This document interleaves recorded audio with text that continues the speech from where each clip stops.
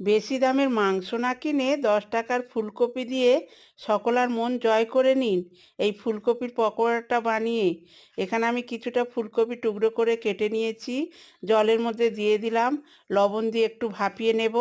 তারপরে আমি জল ঝাড়িয়ে বাটিতের মধ্যে নিয়ে নিয়েছি, দিয়ে দিলাম লঙ্কা গুঁড়ো, জিরে গুঁড়ো, মরিচ গুঁড়ো, ধনে গুঁড়ো আর কেশরি মেথি, অল্প একটু আদা দিয়ে দিলাম, লবণ, আর 2 চামচ দিয়ে দেব কর্নফ্লাওয়ার, দিয়ে দিলাম 2 চামচ বেসন, আর দিয়ে দেব একটু টমেটোর সস। ভালো করে মাখিয়ে নেব, অল্প একটু জল ছড়িয়ে দেব, দিয়ে আবারও আমি মাখিয়ে নিলাম। গ্যাসের উপরে তেল বসিয়ে দিয়েছিলাম, তেলটা গরম হয়ে গেছে, ওর মধ্যে আমি ফুলকপিগুলো তুলে দিলাম। উল্টে পাল্টে ভালো করে ভেজে নিলেই তৈরি হয়ে যাবে পকোড়া।